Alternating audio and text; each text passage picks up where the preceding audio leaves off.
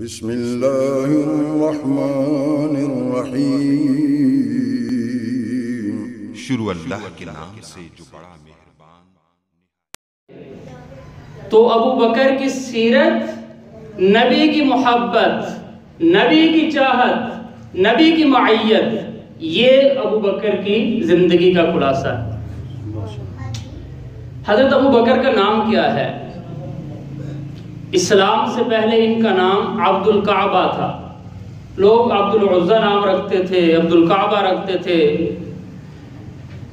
آپ صلی اللہ علیہ وسلم نے اس کو بدل کر عبداللہ نام رکھا کہ آپ کا نام عبداللہ ہے، آپ اللہ کے بندے ہو، اور آپ کا لقب عتیق ہے۔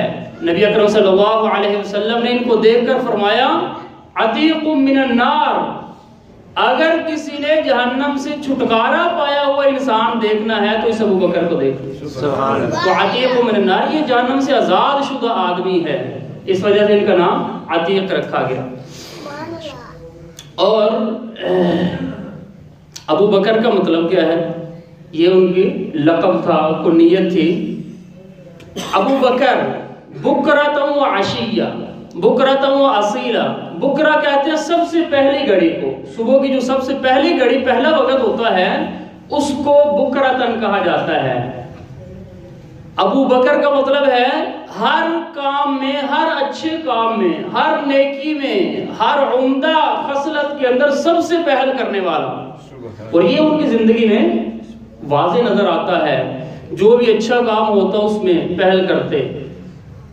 ایک مرتبہ آپ صلی اللہ علیہ وسلم تشریف فرما ہیں، صحابہ کرام بیٹھے ہیں، آپ صلی اللہ علیہ وسلم نے پوچھا من اصبح منکم اليوم صائما، تم میں سے آج روزہ کس نے رکھا ہے؟ سب خاموش، نفلی روزہ۔ ابو بکر کھڑے ہوئے، اللہ کے رسول میں نے رکھا ہے۔ دوسرا سوال من تبع منکم اليوم جنازۃ، آج بتاؤ کسی مسلمان کا جنازہ کس نے پڑھا ہے؟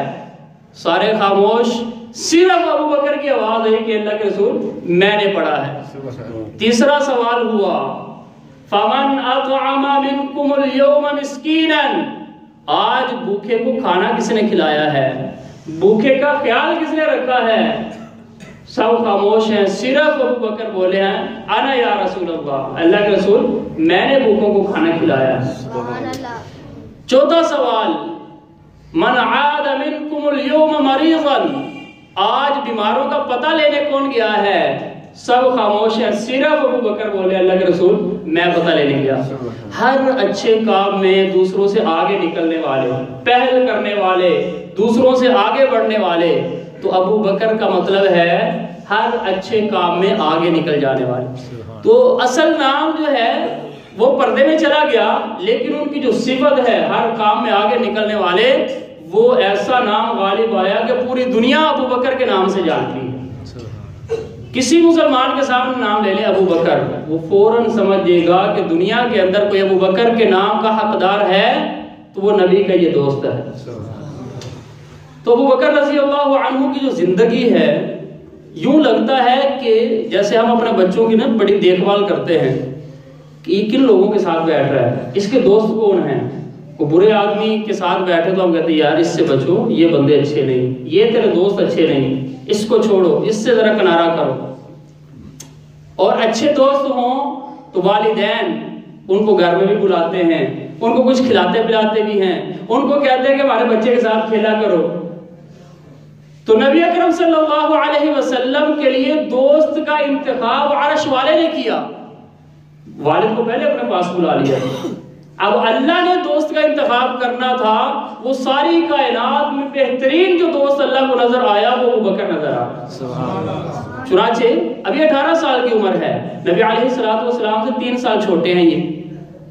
آپ صلی اللہ علیہ وسلم کے ولادت سے 3 سال بعد ان کی پیدائش ہوئی، تو ابھی 18 سال چڑھتی جوانی کی عمر ہے۔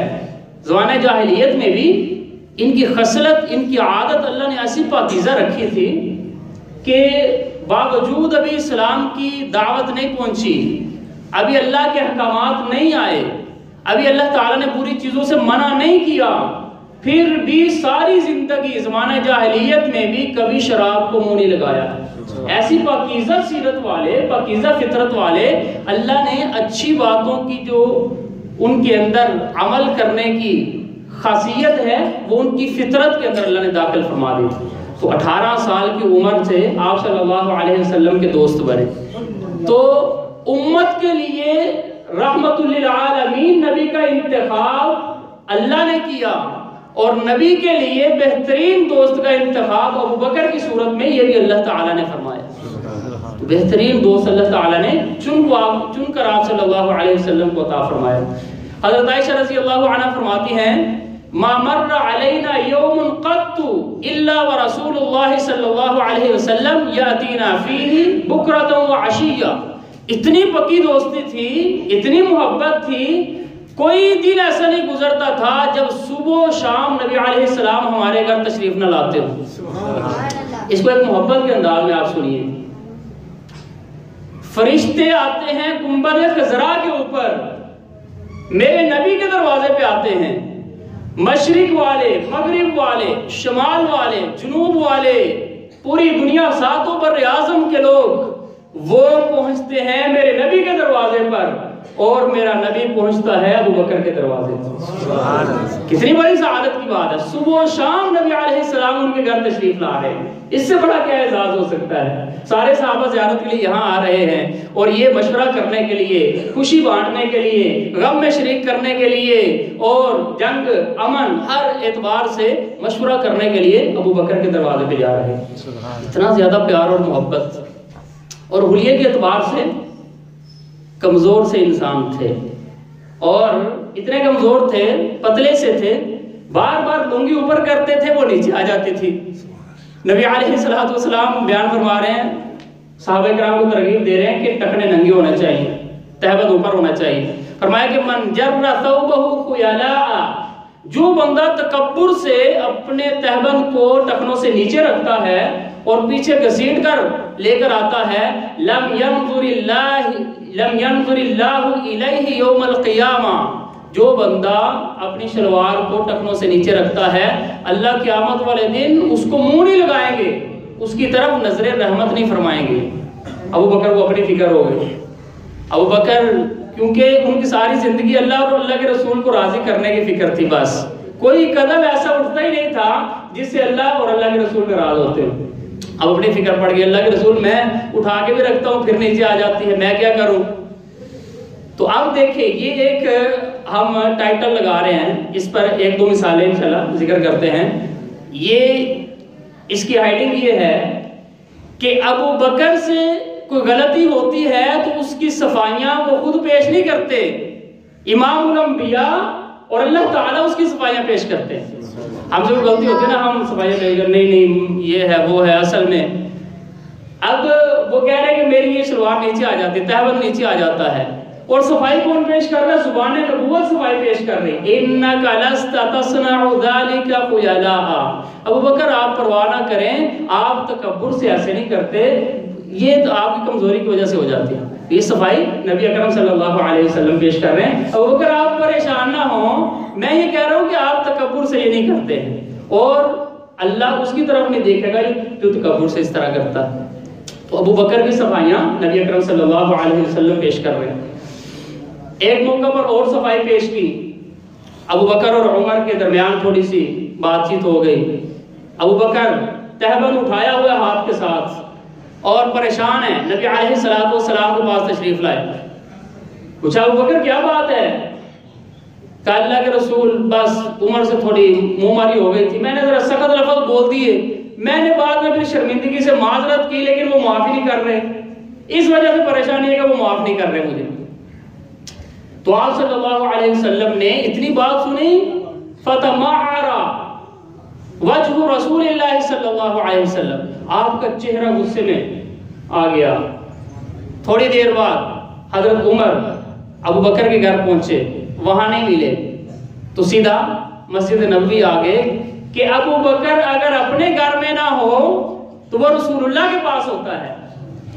وہ نبی اکرم صلی اللہ علیہ وسلم کے پاس پہنچے، آپ صلی اللہ علیہ وسلم کو غصے کی حالت میں دیکھا، ابو بکر نے دیکھا کہ وہ غصے میں ہے. ابو بکر نے کہا اللہ کے رسول زیادتی میری تھی, میں نے زیادتی کی تھی.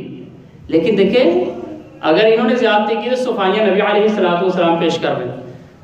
تو نبی علیہ السلام نے غصے میں وہاں پر حاضرین کو فرمایا, عمر بھی ہیں سب ہیں, فرمایا کہ ان اللہ بعثنی الیکم, اللہ نے مجھے تمہارے پاس نبی بنا کر بھیجا. یاد کرو ابو بکر کے احسان کتنے, اگر چھوٹی موٹی غلطی ہو گئی تو کیوں ایسے کرتے ہو تم. اللہ نے مجھے نبی بنایا. فقلتم کذبتا, تم سب لوگوں نے کہا تھا کہ بھائی جھوٹا ہے تم. فقال ابو بکر صدقا, یہ واحد ابو بکر ہے جس نے کہا کہ اللہ کے رسول سچ کہتے ہیں. فہل انتم تارکوا لی صاحبی, کیا میرے دوست کو معاف کر سکتے ہو تم, میرے دوست کو میرے لیے چھوڑ سکتے ہو تم. تو اس کے روایت میں آتا ہے کہ اس کے بعد کسی بندے نے ابو بکر کو تکلیف نہیں کبھی پہنچائی, کبھی ناراض ہونے نہیں دیا کہ یہ نبی علیہ السلام کا خصوصی آدمی ہے, یہ ناراض ہو گیا تو اللہ کے رسول ناراض ہو جائے.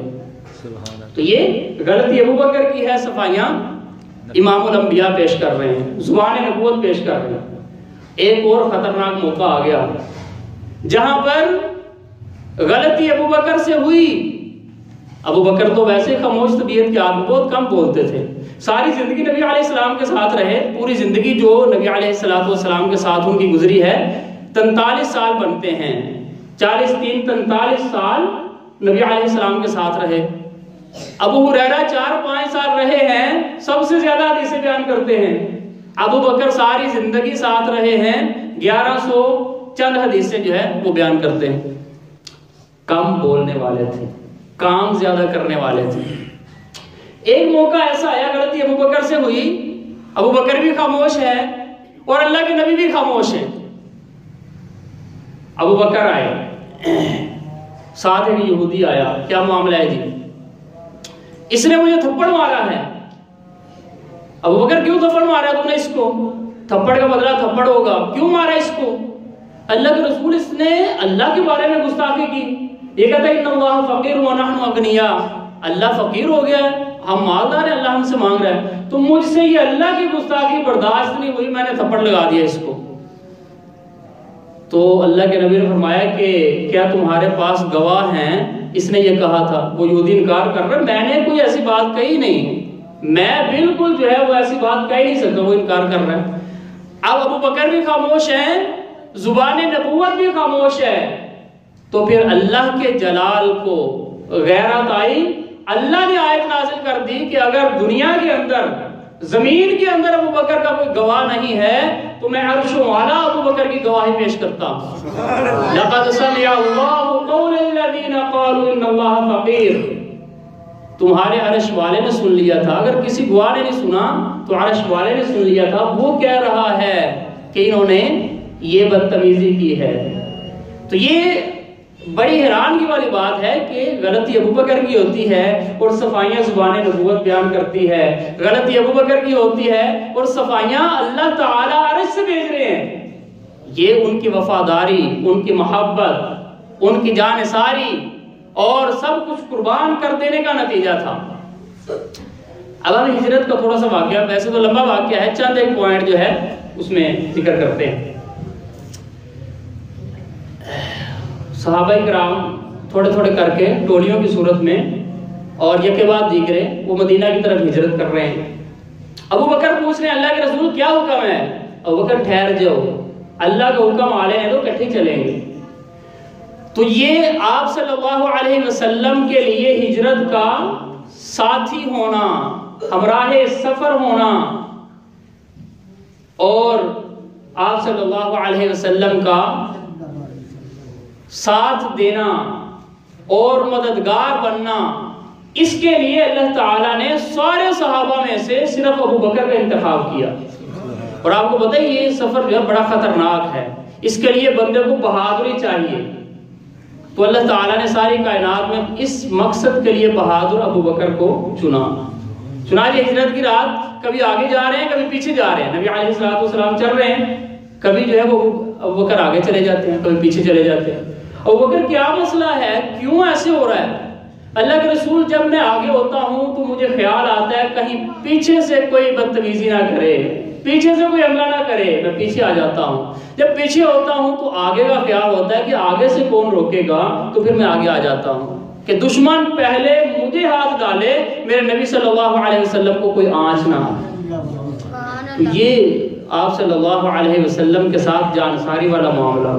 پھر جب آپ صلی اللہ علیہ وسلم پہاڑ تک پہنچے، اوپر غار تک جانا تھا، بڑا دشوار بڑا سخت راستہ تھا، اور نبی اکرم صلی اللہ علیہ وسلم تو اتنے نازک تھے، حضرت انس رضی اللہ عنہ فرماتے ہیں ما مسست حریرا ولا دیباجا الین من ید رسول اللہ صلی اللہ علیہ وسلم، خدا کی قسم میں نے کبھی کوئی نرم ریشم اتنا نرم نہیں دیکھا جتنا آپ صلی اللہ علیہ وسلم کے ہاتھ مبارک نرم تھے، نرم و ملائم جسم والے۔ اب یہ پہاڑ کے اوپر چڑھنا ہے اور نوکیلے پتھر ہیں، سخت راستہ ہے، اور یہاں عشق والے کہتے ہیں کہ جب معراج کا واقعہ پیش آیا تو اس میں اللہ تعالیٰ نے جبرائیل کو نبی کے دروازے پہ بھیجا، اور جب یہ ہجرت کا واقعہ پیش آیا تو اللہ نے نبی کو حکم دیا کہ صدیق کے دروازے پہ چلے جائیے، اور وہ جبرائیل آیا تو وہ ساتھ سواری لے کر آیا، وہ براق لے کر آیا، یہاں پہاڑ کے اوپر چڑھنا تھا، یہاں ابو بکر کے پاس سواریاں تیار تھیں، لیکن کہا کہ اے مدنی آقا صلی اللہ علیہ وسلم آپ تکلف نہ فرمائیں، ابو بکر کے کندھے آپ کے لیے حاضر ہیں۔ تو اپنے کندھوں پر سوار کیا، اکیلے آدمی کے لیے چڑھنا مشکل ہوتا ہے وہاں پر، لیکن اپنے کندھوں پر، اور میں نے بتایا اتنے کمزور تھے کہ لنگی بار بار نیچے آ جاتے تھے، تو قوت ایمان تھا ان کے اندر، ایمان کی طاقت تھی ان کے اندر، تو آپ صلی اللہ علیہ وسلم کو کندھوں پر سوار کیا اور غار تک لے کر گئے۔ اب دیکھیں یہ ذرا سوچنے کی بات ہے، غار تک لے کر گئے ہیں، وہاں پر آپ صلی اللہ علیہ وسلم کو باہر ٹھہرایا کہ میں ذرا اندر سے صفائی کر لوں، جو جو سراغ تھے ان کو بند کیا، اپنا امامہ اتارا پھاڑ کے، جو سراغ تھے ان کے اندر وہ کپڑے دیتے گئے، ان کو بند کرتے گئے، کپڑا ختم ہو گیا، اب ایک سوراخ رہ گیا ہے، اس کے اندر اپنی ایڑی رکھی، پاؤں پھیلائے، اور اس طرح جولی جو ہے وہ تیار کر کے آپ صلی اللہ علیہ وسلم کو اندر بلایا کہ اندر تشریف لے آئے، آپ آرام کر لیں۔ اب یہاں دیکھیں محبت، پہاڑ سے اوپر تک غار تک کندھوں پہ اٹھا کر کون لے کر آیا؟ ابو بکر۔ تھکاوٹ کس کو ہے؟ ابو بکر کو۔ مشقت کس نے برداشت کی؟ ابو بکر نے۔ اور آرام کے لیے کس کو کہہ رہے ہیں؟ اپنے محبوب کو۔ آرام تو ان کو چاہیے تھا جو اوپر تک لے کر گئے ہیں، جنہوں نے اتنی مشقت اٹھائی ہے، اتنا وزن اٹھایا ہے۔ یہ محبت ہے، میرا جسم چورا چور ہو جائے کوئی پرواہ نہیں ہے، میرے نبی کے آرام میں خلل نہیں آنا چاہیے۔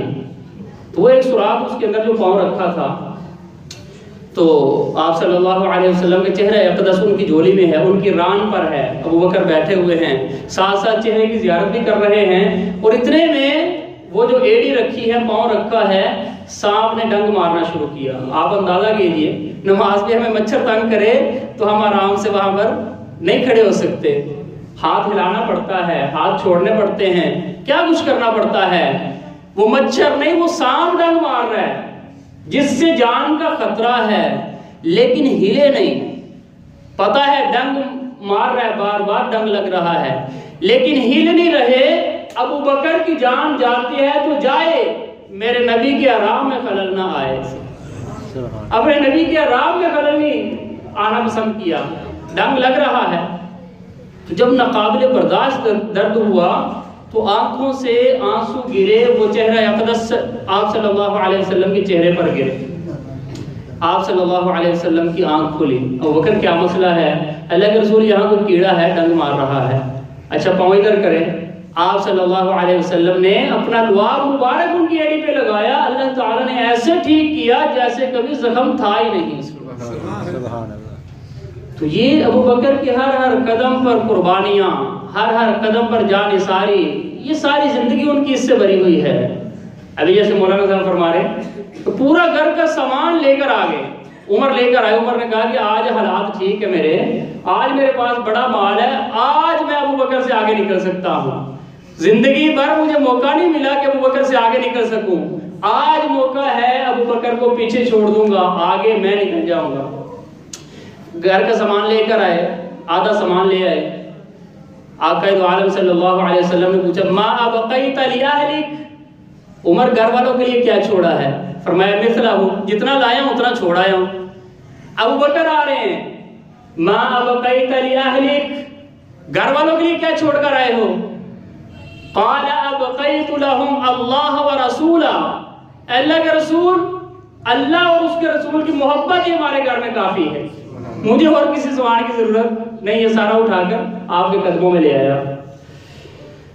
نبی اکرم صلی اللہ علیہ وسلم نے اس کی قدر کی، صحابہ کے سامنے وضاحت فرماتے تھے، علی الاعلان فرماتے تھے، ان من امن الناس علی فی صحبتہ ومالہ، اور ایک روایت میں ہے فی نفسہ ومالہ، مجھ پر سارے انسانوں میں سب سے زیادہ احسان کرنے والے، سب سے زیادہ میرا ساتھ دینے والے، جہاں جان کی ضرورت پڑی اس میں بھی، جہاں مال کی ضرورت پیش آئی اس میں بھی، وہ ابو بکر کی ذات ہے۔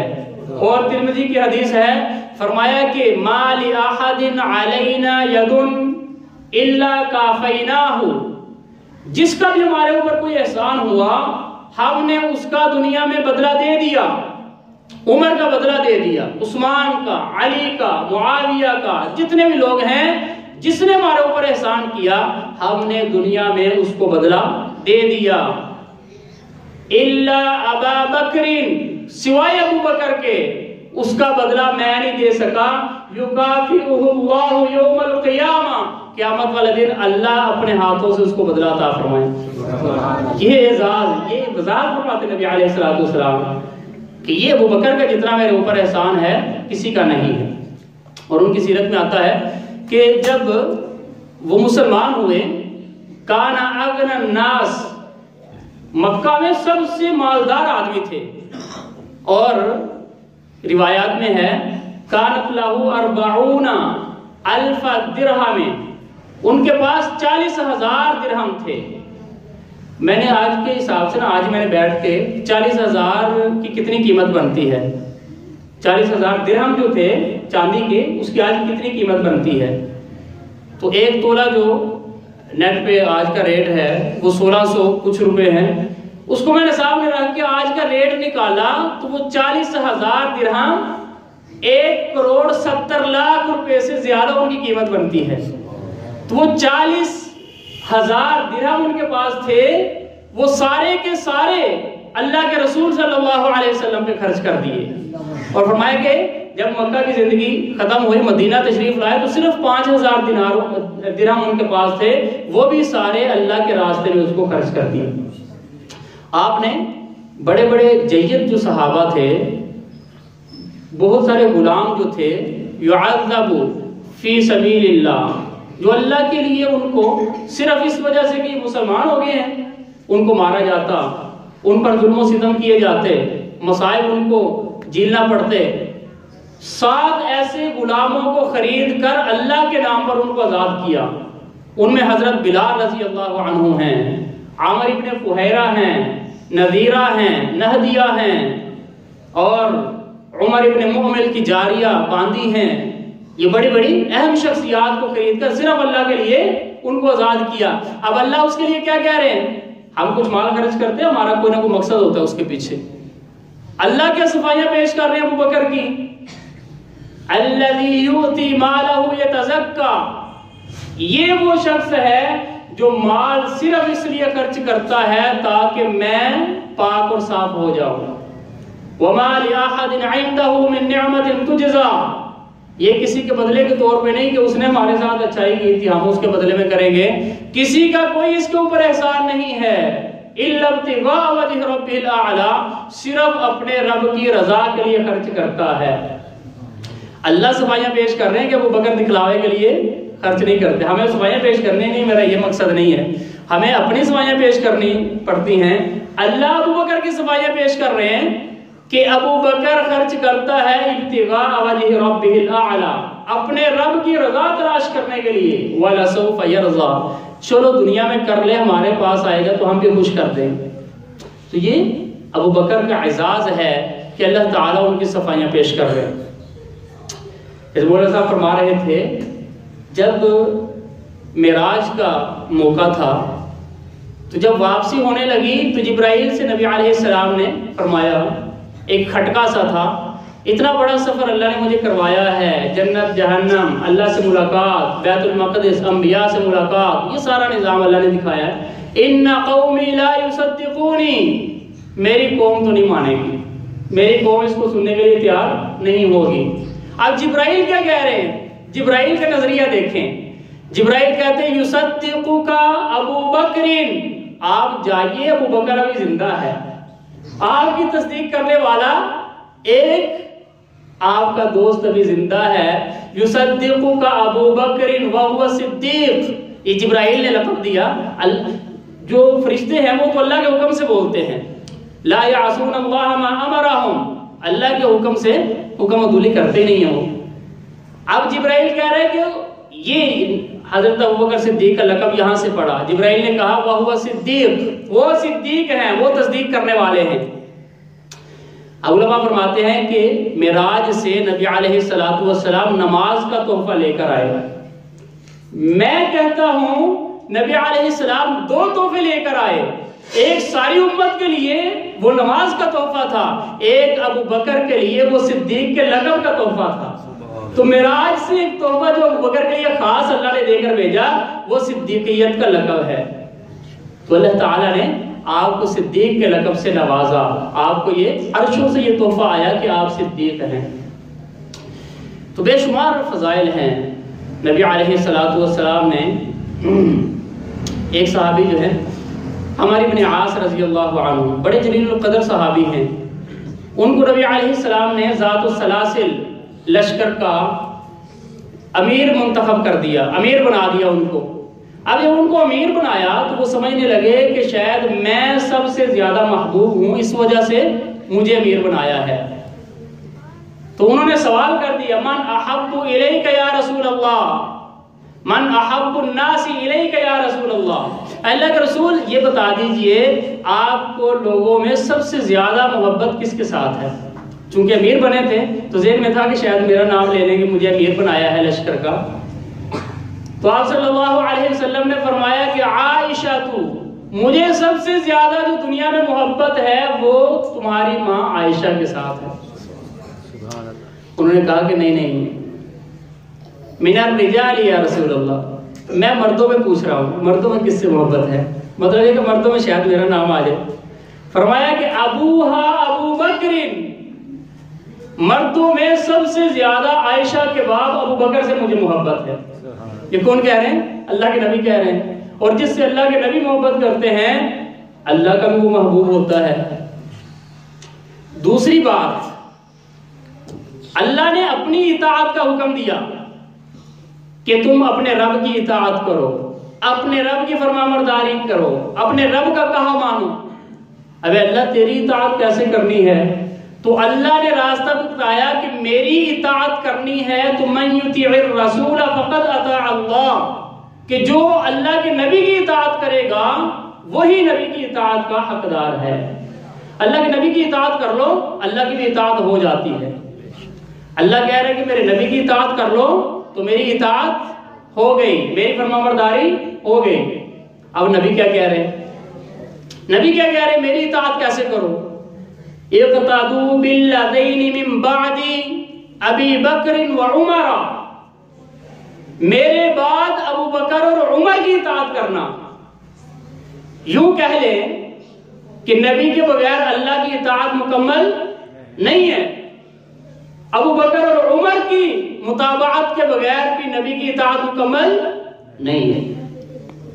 تو اگر نبی کے راستے پر چلنا ہے تو ابو بکر اور عمر کا راستہ اپنانا پڑے گا، یہ میرے نبی کا حکم ہے۔ علماء تشریف فرما ہے اقتدوا بالذین، اقتدوا امر کا صیغہ ہے، والامر للوجوب، اور امر وجوب کے لیے ہوتا ہے، جس چیز کا حکم دیا جاتا ہے وہ واجب ہوتی ہے۔ تو جس طرح اللہ کی اطاعت لازم ہے، اللہ کے نبی کی اطاعت لازم ہے، ایسے ہی ابو بکر اور عمر کی اطاعت بھی لازم ہے۔ بڑی فضیلت ہے، بے شمار ہے. ہمارے پاس وقت تھوڑا ہے، شخصیت زیادہ ہے. ان کی 43 سال اور آگے پھر 3 سال ان کی حکومت کے، یہ 46 سال کی سیرت کو 1-2 گھنٹے کے اندر سمونا یہ ہمارے بس کی بات نہیں ہے. چند ایک باتیں کر کے بات ختم کرتے ہیں.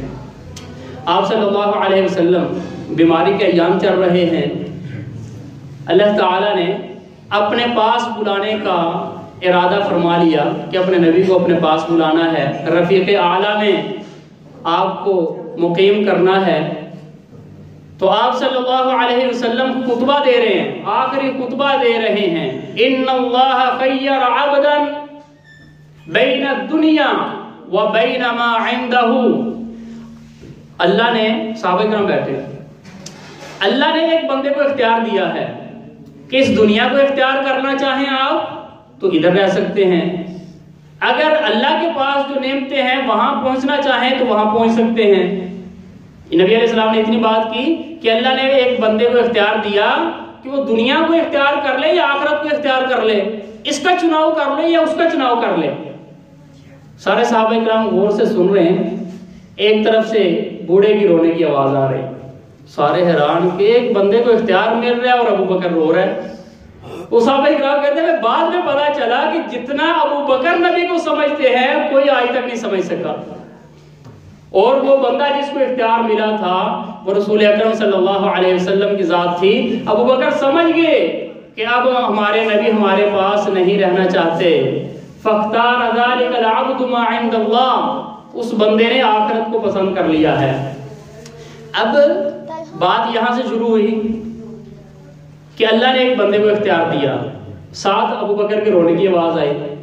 تو نبی علیہ السلام نے موضوع چینج کر دیا، موضوع تبدیل کر دیا، ابو بکر کے فضائل بیان کرنے شروع کر دیے. آپ صلی اللہ علیہ وسلم نے فرمایا لا یبقین فی المسجد باب الا باب ابی بکر. مسجد کے اندر جتنے دروازے کھلتے ہیں، مختلف گھر تھے ان کے دروازے مسجد میں کھلتے تھے، مختلف صحابہ کرام اس دروازے سے آیا کرتے تھے مسجد نماز پڑھنے. فرمایا کہ لا یبقین فی المسجد باب الا سدا، مسجد میں جتنے دروازے کھلتے ہیں سب بند کر دیے جائیں، الا ابا بکر، ابو بکر کا دروازہ کھلا رہے.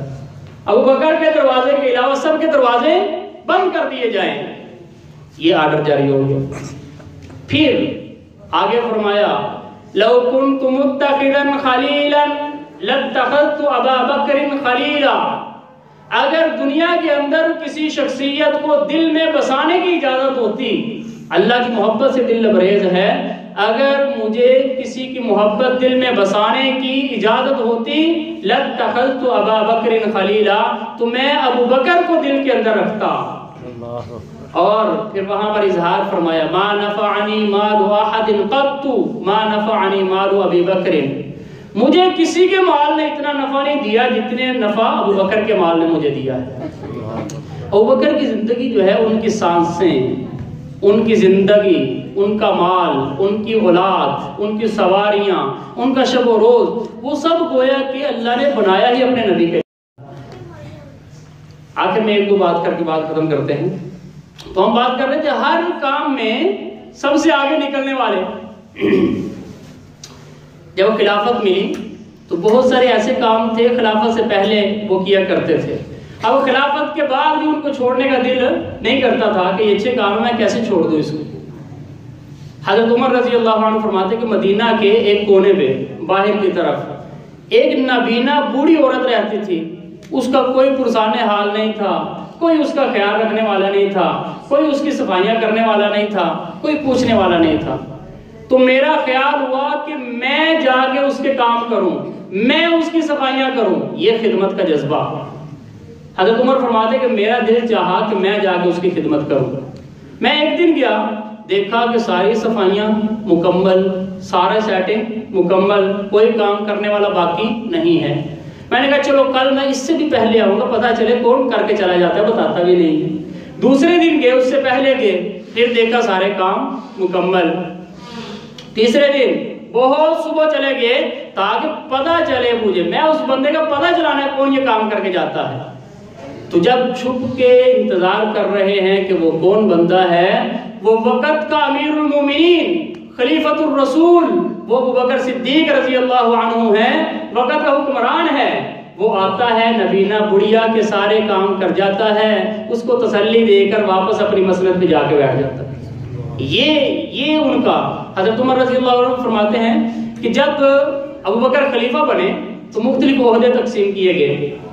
فَإِلَيَّ الْقَضَاء، میں قاضی تھا، میں جج تھا، عدالت میرے ذمہ تھی، میں نے فیصلے کرنے ہوتے تھے۔ ابو بکر کا دور اتنا خوبصورت تھا، اتنا عدل و انصاف والا تھا، اتنے لوگ مطمئن تھے کہ پورا مہینہ گزر جاتا کوئی بندہ شکایت تک لے کر نہیں آتا تھا، اتنے لوگ ان سے مطمئن اور خوش تھے۔ اور ایک موقع پر ابو بکر رضی اللہ عنہ طواف کر رہے ہیں، طواف کرنے کے بعد دار الندوہ کے پاس بیٹھ گئے، کھلی کچہری لگا دی، علی الاعلان، کسی پر ظلم ہوتا ہو ہمارے پاس آئے، کسی کو کوئی شکایت ہو خلیفہ موجود ہے ہمارے سامنے رکھے۔ بڑی دیر تک بیٹھے، کوئی بندہ وہاں آیا ہی نہیں۔ بعد میں لوگوں نے کہا کہ ہم اس خلیفہ کے تمام اخلاق سے، تمام کردار سے الحمدللہ خوش ہیں۔ تو ایسی عوام کے لیے قربانیاں، تو اتنا مال، تاجر تھے، تجارت میں اللہ نے نفع بھی رکھا تھا، لیکن مرتے وقت بیٹی کو کہہ رہے ہیں کہ یہ نئی چادریں جو ہیں یہ مجھے کفن کے طور پر نہ پہنانا، یہ پرانی دھو کر مجھے اسی میں کفن دے دینا۔ حضرت عائشہ فرماتے اللہ کے رسول کے خلیفہ، ہمارے پاس اتنی وسعت ہے کہ ہم نئی چادریں خرید کر اس میں آپ کو کفن دے دیں۔ فرمایا کہ نئی چادروں کے لیے زندہ زیادہ مستحق ہیں، قبر کے اندر جا کر تو اس میں پھٹنا ہے، اس کے اندر خون اور پیپ لگنا ہے، اس وجہ سے میں چاہتا ہوں کہ میرا جو مال ہے وہ بھی زندوں کے کام میں آ جائے۔ بے شمار فضائل وہ آپ صلی اللہ علیہ وسلم کے، ایک حدیث مبارکہ میں فرمایا کہ خیر الناس الا ان یکون نبی، ابو بکر سارے لوگوں میں سب سے افضل ہیں، بس اتنا فرق ہے کہ یہ نبی نہیں ہے، یعنی نبوت کے نیچے جتنے بھی بڑے درجے ہیں سب اللہ تعالی نے ان کو عطا فرمائے۔ آپ صلی اللہ علیہ وسلم بیان فرما رہے ہیں کہ جنت کے دروازے ہیں، اس میں سے ہر ایک کو آواز دی جائے گی، من کان من اہل الصدقات دعی من باب صدقہ، جو صدقہ کرنے والا ہے اس کو باب صدقہ سے آواز دی جائے گی کہ آپ یہاں سے آئیے۔ من کان من اہل الصیام دعی من باب الصیام او من باب الریان، جو روزے رکھنے والا ہے اس کو کہا جائے گا کہ یہ باب الریان سے ہو کر گزری آپ۔ جو آدمی اہل جہاد میں سے ہے دعی من باب الجہاد، باب الجہاد سے اس کو گزارا جائے گا۔ من اہل الصلاۃ دعی من باب الصلاۃ، جو نماز والا ہے اس کو نماز والے دروازے سے اس کو پکارا جائے گا۔ ابو بکر رسول نے ابو بکر نے ایک سوال کر دیا، اللہ کے رسول هل يدعى احد من الابواب كلها، کوئی ایسا خوش قسمت ہوگا جس کو سارے جنت کے دروازے بلائیں گے؟ فرمایا کہ ارجو ان تکون منهم، ابو بکر مجھے یقین ہے کہ وہ تو ہی شخص ہوگا۔ جنت کے دروازے اس کو بلا رہے ہیں۔ دوسرے الفاظ میں محبت میں ڈوب کر ہم یوں کہہ سکتے ہیں، جس بندے کو جنت کی ٹکٹ ملے گی، جس کے لیے جنت کا فیصلہ ہوگا، وہ رشک کرے گا، وہ دوسروں کو دکھائے گا، ہاں اقرأ کتابیہ، وہ دیکھو میرا نامہ اعمال دیکھو، جنت کا فیصلہ ہو چکا ہے۔ وہ جنت میں جانے پہ رشک کر رہا ہے، اور ابو بکر وہ ذات ہے کہ جنت اس کے آنے پہ رشک کر رہی ہے۔ ہر جنت کا دروازہ کہہ رہا ہے کہ یہاں تشریف لائیے، آپ یہاں تشریف لائیے، یہاں سے گزر جائیے، ہمیں اعزاز مل جائے۔ تو ابو بکر وہ شخصیت ہے۔ بس بات کو ختم کرتے ہیں، تو بات یہ ہے کہ ابو بکر کی فضیلت اللہ بیان کرتے ہیں، ابو بکر کی فضیلت امام الانبیاء بیان کرتے ہیں، ابو بکر کی فضیلت اہل بیت بیان کرتے ہیں۔ حضرت علی رضی اللہ عنہ سے پوچھا گیا کہ فلاں بندہ ہے وہ ابو بکر اور عمر کو برا بھلا کہتا ہے، ایک جملہ فرمایا کہ ما ارا رجلا یسب ابا بکر وعمر تتیسر له توبۃ ابدا، میں نے اپنی زندگی میں کبھی نہیں دیکھا کہ ابو بکر عمر کو برا بھلا کہنے والے کو اللہ نے توبہ کی توفیق دی ہو۔ وہ بغیر توبہ کے مرتا ہے اور نامراد ہو کر مرتا ہے جو ابو بکر اور عمر کو برا بھلا کہتا ہے۔ تو جن کی شان اللہ نے بڑھائی ہے، اگر چاند کی طرف دیکھ کر کتے سارے محلے کے اکٹھے ہو کے بھی بھونکتے رہیں تو اس کی روشنی میں 1% بھی کمی نہیں آتی۔ کراچی کی شاہراہوں پر چاہے بھونکیں یا گجرانوالہ کی شاہراہوں پر، اس سے چاند کی روشنی میں کوئی فرق نہیں آتا ہے۔ جس کی شان اللہ نے بڑھائی ہے، جس کو آخری باتیں بہت ذہن میں آ رہی ہے لیکن ٹائم کافی ہو گیا۔ جب حضرت عمر رضی اللہ عنہ کو شہادت ہوئی، آپ کے میت مبارکہ رکھی ہوئی ہے، تو حضرت ابن عباس رضی اللہ عنہ فرماتے ہیں کہ ایک بندہ پیچھے سے آیا، اس نے آ کر چند جملے کہے۔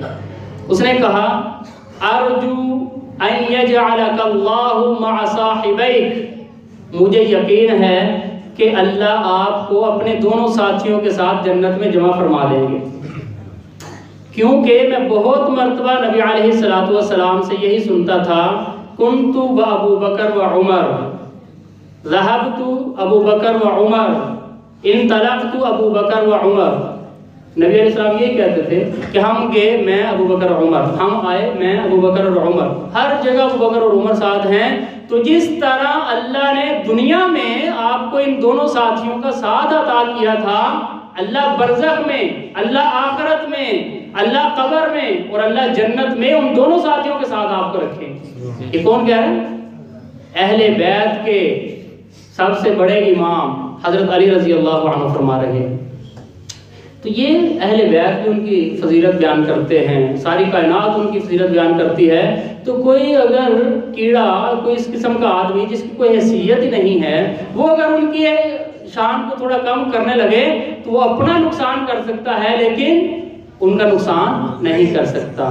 اللہ تعالی ہمیں تمام صحابہ کی دل و جان سے عزت و احترام کرنے کی توفیق عطا فرمائے، اور اہل بیت کی، صحابہ کی، خصوصاً ابو بکر کی سچی محبت ہمارے دلوں میں اللہ تعالی پیدا فرما دے، اور ان کی سیرت پر چل کر اپنی آخرت کو سنوارنے کی توفیق عطا فرما دے۔ وآخر دعوانا الحمدللہ رب العالمین۔ دعا پھر نماز